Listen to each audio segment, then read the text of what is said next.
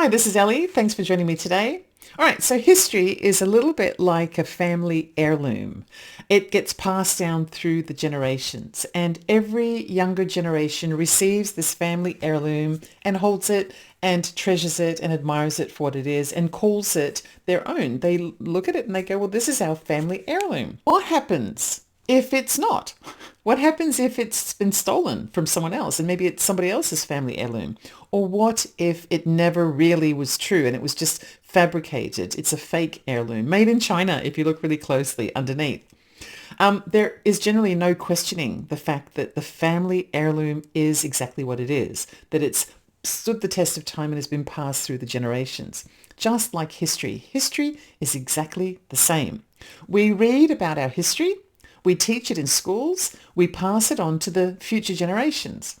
But in all honesty, we don't really know whether most of it is true a lot of the time. It's just history, whatever that means. In 1909, an Arizona newspaper claimed that Egyptian relics from a long-lost history of the Americas were deeply hidden and subsequently found in the Grand Canyon.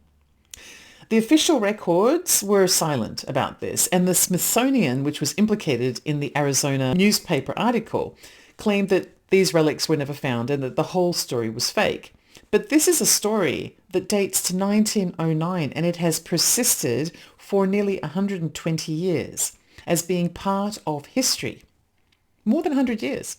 Today I'm going to be stripping this legend of the Egyptian relics in the Grand Canyon right back to the bare bones to see what's left. So let's have a look here. On April 5th, 1909, the Arizona Gazette runs a front page story. They claim that explorer by the name of G.E. Kincaid, with Smithsonian backing, had stumbled into a cave stuffed with Egyptian-style statues, copper weapons, and mummies. The cave's location, well, that was vaguely mapped to a cliff above the Colorado River. The implication of the find is that ancient Egyptians reached North America thousands of years before Columbus did. That's a complete rewrite of history. Okay, so the official story, this is what the Smithsonian said. They basically said they've never heard of this fellow called G.E. Kincaid. No one by that name appears in their employee records, their field logs, or shipment manifests. Also, there was another name, a fellow by the name of Professor Jordan. He is also nowhere to be found according to the Smithsonian. Never heard of him. The cave in question, it doesn't appear, according to the Smithsonian, in any of their catalogues. It's not listed as a protected site by the Smithsonian either. And the Smithsonian seems to indicate quite clearly that they have no knowledge whatsoever of this cave. The verdict by the Smithsonian was that the article by the Arizona Gazette was pure fiction, probably the product of what was commonly referred to as yellow journalism coming out of the turn of the century, the early 20th century. And that was fabricated journalism. So fake stories in order to sell papers. Something like that would never happen now, would it? No, never at all. Now, the problem with all of these blanket denials by the Smithsonian is that it kind of works both ways. Absence of evidence isn't evidence of absence. But in this case, if the Smithsonian was hiding something, there should be some kind of fingerprint, some kind of legacy of its existence. Something like an internal memo maybe, or shipping records, or photographs, or some kind of stray catalogue entry, a witness of some kind that has spoken to another person here and there. Researchers have dug for decades looking for evidence, and they've found nothing verifiable at all. Or perhaps they've not admitted to having found anything verifiable. That's the question. And then, of course, there's a map, because there was a map in the Arizona Gazette article as well. The Gazette named specific canyon features, and today we know of those features as Isis Temple, the Tower of Ra, and Buddha Cloister. Mythological names, for sure, and they do have Egyptian implications. But mythological names weren't uncommon at the turn of the 20th century. It does hint at the fact, though, because they're all Egyptian themes, that either there was some kind of civilization that had an Egyptian legacy at that time, or that the names are part of this system of priming the brain so that we can connect dots that don't actually exist. So the human brain is really good at seeking out patterns and creating visualizations based on those patterns. And recently in a previous video, I talked about this. It was an episode in which I was talking about the human tendency to respond emotionally to triggers. What happens is if we get hurt in the past, for example, our brain stores that pain and that experience in accordance with a number of different triggers that we can identify later if they happen to come back again. And this serves as a warning for us. If we experience those triggers, our brain is telling us that we might get hurt again. And so our brain is creating a pattern of recognition out of bits of information from our past. So when we hear place names in a very similar fashion, like Isis Temple or Buddha Cloister or Tower of Ra, it's possibly our collective brain that is recognizing patterns and interpreting them as having had some kind of Egyptian kind of legacy because they have Egyptian sounding names. And so we're creating inadvertently, definitely not deliberately, but inadvertently a consciousness recognition of an Egyptian civilization that didn't actually exist. Buried deep inside the Grand Canyon. I don't know. This is a theory coming out of the psychological world, but it may not necessarily be the case. There is a possibility that it's just a nice, neat way to easily explain away and dismiss the conspiracies about the Egyptian relics story in the Grand Canyon and to actually hide the truth that maybe something was found. So the question is the official denial of the Egyptian relics just a way of gaslighting the population? So there's another factor here, and it relates to restriction zones in the area. The Grand Canyon has restricted caves, hundreds of them, and this helps to keep suspicions alive about what might be in those caves. Why are the caves restricted?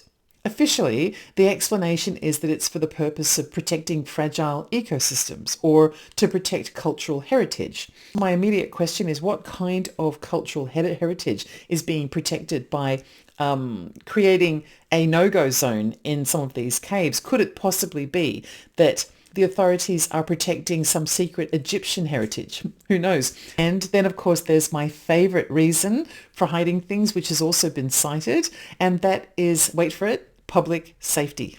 Public safety. Public safety is a really commonly used phrase when it comes to not wanting people to go somewhere or to see someone. And don't worry, it doesn't just happen in the United States. It happens in Australia too, and it particularly happens in the United Kingdom. They're really good at it, and they call it health and safety. So no, you can't take your dog to a particular beach because of public safety, and you can't visit my offices to discuss your complaint because of public safety, and you can't get your coffee at a temperature hotter than lukewarm dishwater because of public safety. Not that I've ever had these experiences personally. I have. But public safety, public safety, public safety, it's the excuse for everything. And like I said, in Britain, they do have a lot of these reasons of public safety to stop people from doing things. Lots of public safety restrictions. They do call it health and safety, but it's exactly the same thing. And it appears sometimes to be the number one excuse for everything. So yes, protecting the ecosystems or preserving cultural heritage, maybe. But when it comes to the public safety excuse, I'm not sure that that washes with me. I'm really not, because the official channels are very concerned about public safety. But if that was the case, they would be turning off the factory smoke stacks that are everywhere. They wouldn't permit home building near power lines, and they would make everything more affordable so that people don't have to kill themselves working themselves to the bone just to stay afloat, because all of those things are public safety issues as well. And then, of course, there's things like gun crime, which is definitely a public safety issue and probably far more dangerous than taking a look to see what's inside a cave at the Grand Canyon. Unofficially, if you believe the stories and the theories, it's because potentially there's something that we're not meant to see in the Grand Canyon. Officially, they want to protect the ecosystem. There's the public safety thing, and I don't know, cultural heritage as well. Okay, so those are the explanations. To be honest though, both explanations might kind of be true. So realistically, without the jokes, I'm kind of sitting on the fence here when it comes to the explanations. There might be a genuine desire to protect wildlife, culture, and public safety, but at the same time, it might also be convenient in order to hide something that we aren't meant to see. So the next thing I want to do when I'm looking at this is I want to kind of do an autopsy of the whole concept of it being a myth.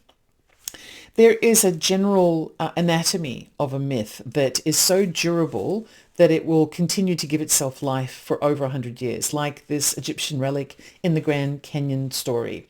Firstly, it needs to have a sensational aspect to it.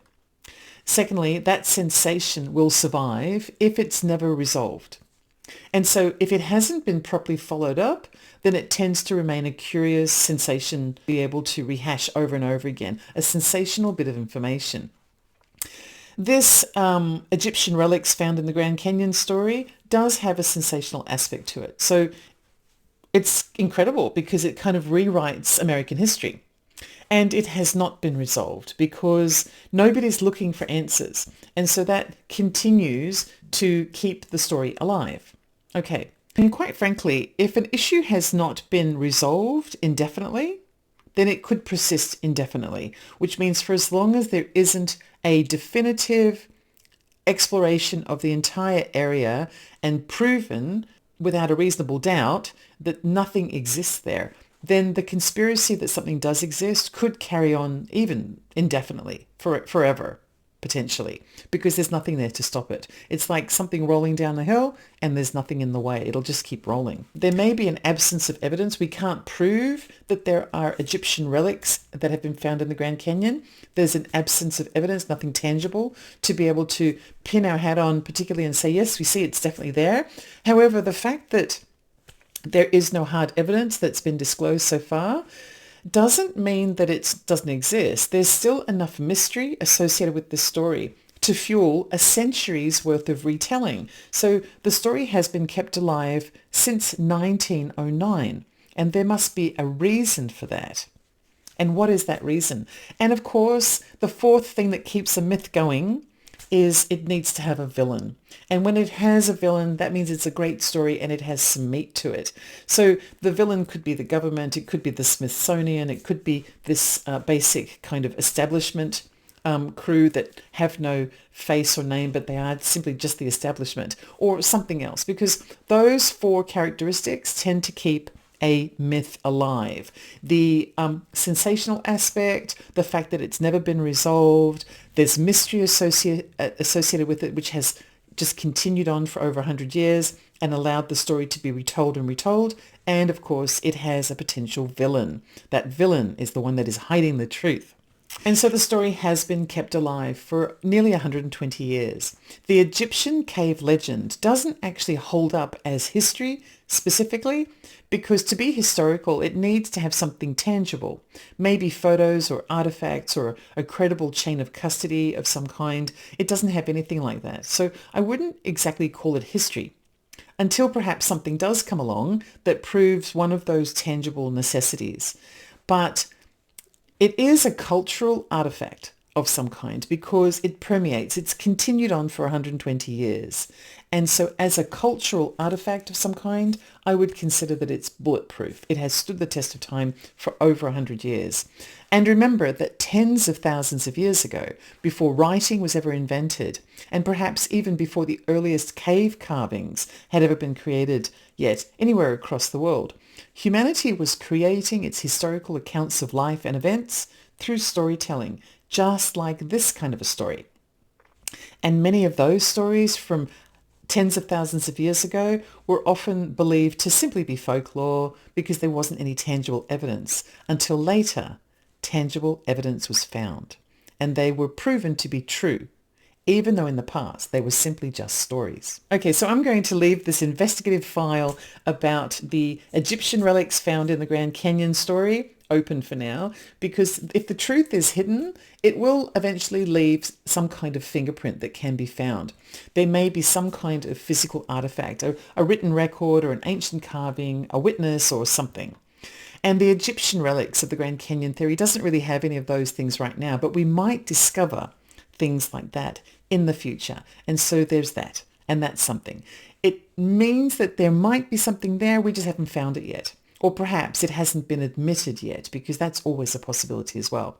Until then, however, this case file is going to stay open, and it is an unsolved mystery. Not because I think that a pharaoh's tomb is waiting behind a locked gate somewhere in the Grand Canyon or anything like that, but because asking better questions is the only way to get better answers. So my question to you watching today is, do you already believe that that story is true?